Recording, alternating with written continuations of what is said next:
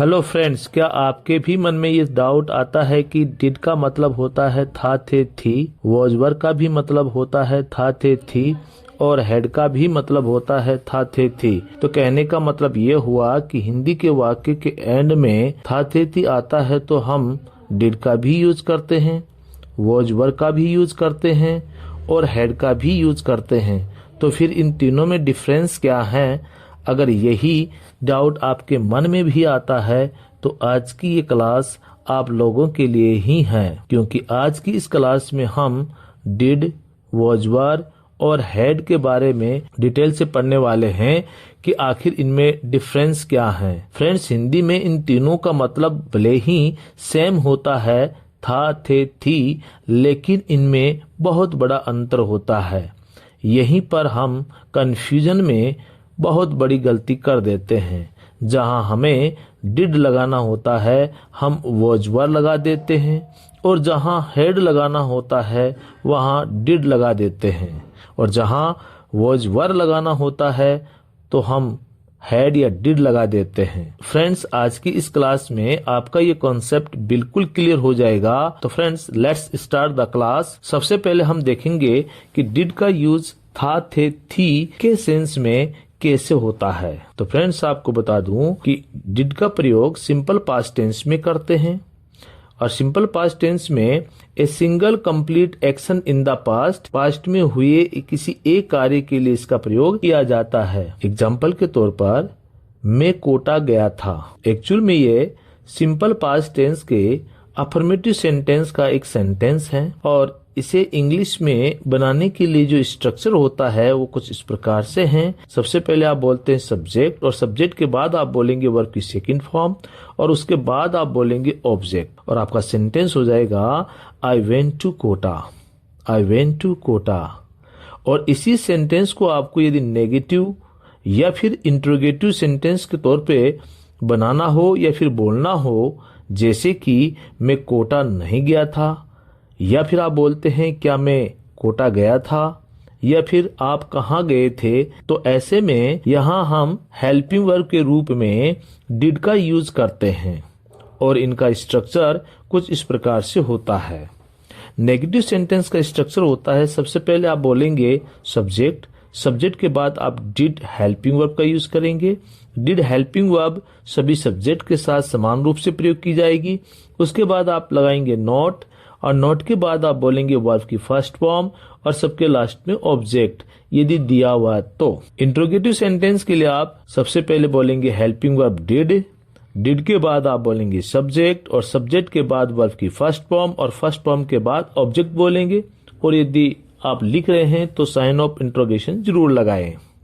अगर आपका sentence WH word से स्टार्ट होता है तो आप सबसे पहले WH वर्ड बोलेंगे, उसके बाद डिड, डिड के बाद सब्जेक्ट, और सब्जेक्ट के बाद वर्ब की फर्स्ट फॉर्म, और सबके लास्ट में ऑब्जेक्ट। तो चलिए इसे एग्जांपल्स की मदद से समझते हैं। अगर मैं इसी एग्जांपल का मैं नेगेटिव सेंटेंस बनाऊं कि मैं कोटा नहीं गया था, तो मेरा सेंटेंस होगा I did not go to Kota. और यदि मैं इसका इंट्रोगेटिव बनाऊं कि क्या मैं कोटा गया था, तो मेरा सेंटेंस होगा did I go to Kota. और ठीक ऐसे ही मैं इसका इंट्रोगेटिव WH वर्ड वाला सेंटेंस बनाऊं कि आप कहाँ गए थे, तो मेरा सेंटेंस होगा where did you go, where did you. तो फ्रेंड्स, ध्यान ये रखना है कि वर्ब की सेकंड फॉर्म केवल अफर्मेटिव सेंटेंस में ही आती है, बाकी नेगेटिव और इंट्रोगेटिव सेंटेंसेस में वर्ब की फर्स्ट फॉर्म ही आती है और हेल्पिंग वर्ब डिड होती है। चलिए इसे और एग्जांपल्स की मदद से अच्छे से समझ लेते हैं। उसने मुझे नहीं बताया था, तो हमारा सेंटेंस होगा he did not tell me, he did not tell me. Raj ने मुझे कॉल नहीं किया था, तो सेंटेंस होगा Raj did not call me, Raj did not call me. हमने झूठ नहीं बोला था, तो हम बोलेंगे we did not tell a lie, we did not tell a lie. Tell a lie एक फ्रेज होता है जिसका मतलब होता है झूठ बोलना। माँ बाजार नहीं गई थी, तो मेरा सेंटेंस होगा mom did not go to market, mom did not go to market. मैंने गलती नहीं की थी, I did not make the mistake, I did not make the mistake. क्या तुम वहां गए थे, तो सेंटेंस बनेगा did you go there, did you go there. उसने तुम्हें क्या दिया था? तो आप बोलेंगे what did he give you, what did he give you. मैं उससे नहीं मिला, तो आपका सेंटेंस होगा I did not meet him, I did not meet him. तो फ्रेंड्स, साथ ही ये भी याद रखना है कि ये जरूरी नहीं है कि सिंपल पास्ट टेंस के एंड में था, थे, थी ही आए। इनकी जगह या, ये, ई, ए, आ भी आते हैं। दोनों ही प्रकार से लिखा जाता है और बोला जाता है। जैसे उसने झूठ बोला था, इसी बात को हम ऐसे भी बोलते हैं उसने झूठ बोला। और दोनों के लिए हम सेंटेंस बोलेंगे he told a lie, he told अ लाई। और अब हम पढ़ते हैं वोज वर यथाथेथी के मीनिंग के साथ। वोज वर का यूज हम 3 कंडीशंस में करते हैं। Condition number 1, to show state, feeling, place और आइडेंटिटी इन द पास्ट। मतलब हुआ स्टेट ऑफ बीइंग को बताने के लिए, फीलिंग को बताने के लिए और स्थान को बताने के लिए, और साथ ही पास्ट में कोई आइडेंटिटी उसे बताने के लिए इसका प्रयोग हम करते हैं। तो फ्रेंड्स, आपको बता दूं कि वोज वर यहाँ कोई हेल्पिंग वर्ब नहीं है, यहाँ was were as a main verb का काम करती है। Condition number 2, past continuous tense में इसका यूज किया जाता है जब हमें किसी कार्य के पास्ट में जारी रहने को बताना हो। तो ऐसे केस में हम वोज वर के बाद वर्ब की फर्स्ट फॉर्म में आईएनजी का यूज करते हैं। यहाँ वोज वर हेल्पिंग वर्ब का काम करती है। अब समझना यह है कि वोज वर का यूज किसके साथ करते हैं। तो वोज का प्रयोग हम करते हैं आई, ही, सी, इट और सिंगुलर नेम के साथ, और वर का प्रयोग हम करते हैं वी, यू, दे और प्लूरल नेम्स के साथ हम करते हैं। Condition number 3, passive voice of past tense में इसका यूज किया जाता है और तब इसका स्ट्रक्चर होता है सब्जेक्ट, सब्जेक्ट के बाद वॉज या वर और उसके बाद होता है वर्ब की थर्ड फॉर्म और सबके लास्ट में आप लिखते हैं ऑब्जेक्ट। तो चलिए इसे हम एग्जाम्पल्स की सहायता से अच्छे से समझ लेते हैं। पहला एग्जाम्पल लिया है चोर पकड़ा गया। ये पैसिव वॉइस का सेंटेंस है और लास्ट में कोई था, थे, थी का प्रयोग नहीं हुआ है। तो सेंटेंस अपना बनेगा the thief was caught, the thief was caught.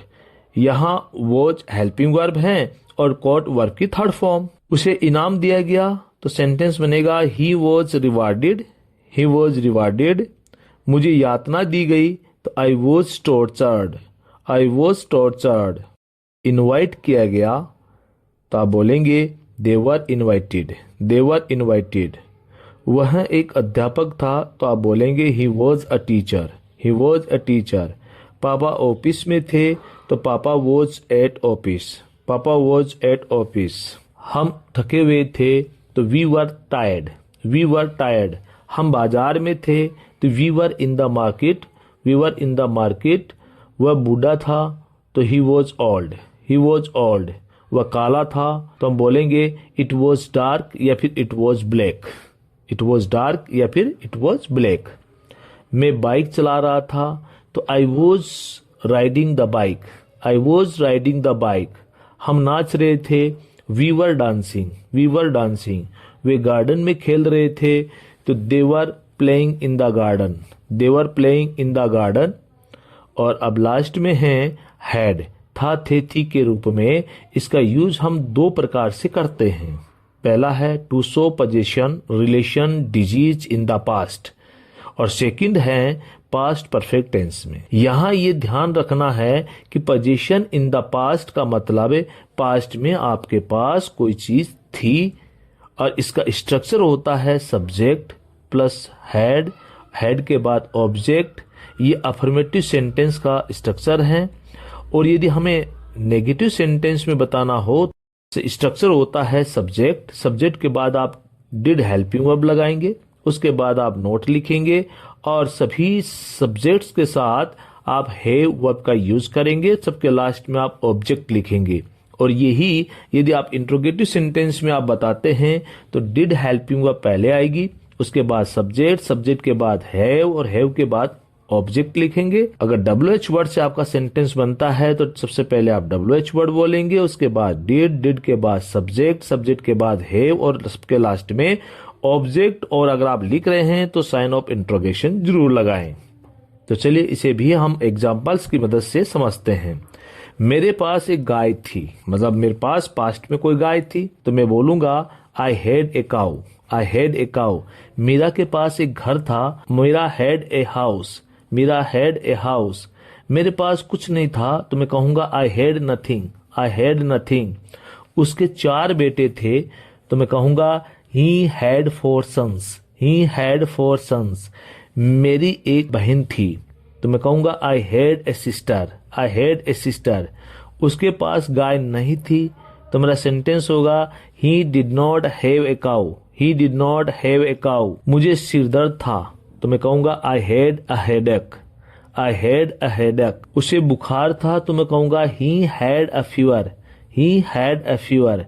Second use past perfect tense में। तो फ्रेंड्स, पहले तो मैं आपको ये बता दूं कि इस टेंस से हम पास्ट में हुए 2 कार्यों में से पहले हुए कार्य को बताने के लिए इसका प्रयोग करते हैं, क्योंकि पास्ट परफेक्ट टेंस किसी एक काम के लिए नहीं होता, इसके लिए सिंपल पास्ट टेंस बना है और इसका स्ट्रक्चर होता है सब्जेक्ट, सब्जेक्ट के बाद आप बोलेंगे हेड, हेड के बाद आप बोलेंगे वर्ब की थर्ड फॉर्म, उसके बाद बोलेंगे ऑब्जेक्ट और ऑब्जेक्ट के बाद आप बोलेंगे बिफोर, बिफोर के बाद आपका सब्जेक्ट और सब्जेक्ट के बाद वर्ब की सेकंड फॉर्म और ऑब्जेक्ट अगर दिया हुआ तो ऑब्जेक्ट आप बोलेंगे। इसके अलावा दूसरा स्ट्रक्चर होता है सब्जेक्ट, सब्जेक्ट के बाद वर्ब की सेकंड फॉर्म, उसके बाद ऑब्जेक्ट, ऑब्जेक्ट के बाद आफ्टर, आफ्टर के बाद सब्जेक्ट, सब्जेक्ट के बाद हेड और हेड के बाद वर्ब की थर्ड फॉर्म और उसके बाद ऑब्जेक्ट। तीसरा स्ट्रक्चर और होता है इसका व्हेन, व्हेन के बाद सब्जेक्ट, सब्जेक्ट के बाद वर्ब की सेकंड फॉर्म, उसके बाद ऑब्जेक्ट और अगर आप लिख रहे हैं तो कोमा और उसके बाद सब्जेक्ट और सब्जेक्ट के बाद हेड और हेड के बाद वर्ब की थर्ड फॉर्म और सबके लास्ट में ऑब्जेक्ट आप लिखते हैं। फ्रेंड्स, ऐसे सेंटेंस के लिए आपको याद रखना है कि बिफोर से पहले पास्ट परफेक्ट टेंस और आफ्टर के बाद पास्ट परफेक्ट टेंस का प्रयोग किया जाता है। तो चलिए इस बात को एग्जाम्पल्स की मदद से समझ लेते हैं। मेरे आने से पहले वह चला गया था, तो पास्ट में 2 एक्शन हुए, एक आने का और एक चले जाने का। जो काम पहले हुआ उसे हम पास्ट परफेक्ट में लिखेंगे या बोलेंगे और जो काम बाद में हुआ उसे सिंपल पास्ट टेंस में हम बोलेंगे। तो ये सेंटेंस बनेगा he had gone before I came, he had gone before I came. मेरे आने से पहले उसने खाना पका लिया था, तो मैं कहूंगा कि he had cooked food before I came, he had cooked food before I came. मेरे आने के बाद बरसात रुकी, तो इसको हम बोलेंगे the rain stopped after I had come, the rain stopped after I had come. मेरे वहां पहुंचने से पहले दुकान बंद हो गई थी। The shop had closed before I got there, the shop had closed before I got there. और डॉक्टर के आने से पहले मरीज मर गया था, तो सेंटेंस होगा the patient had died before the doctor केम। और ये सेंटेंस आपके ट्रांसफॉर्मेशन के लिए आम मीठा था, मोहन के आने के बाद मैं बाजार गया और डॉक्टर के आने के बाद पेशेंट मरा। तो फ्रेंड्स, इन्हें आप ट्रांसलेट करें और कमेंट बॉक्स में जरूर लिखें। तो फ्रेंड्स, आज की इस क्लास में बस इतना ही। मिलते हैं नेक्स्ट क्लास में कुछ ऐसे ही खास स्ट्रक्चर्स के साथ। Thanks for watching.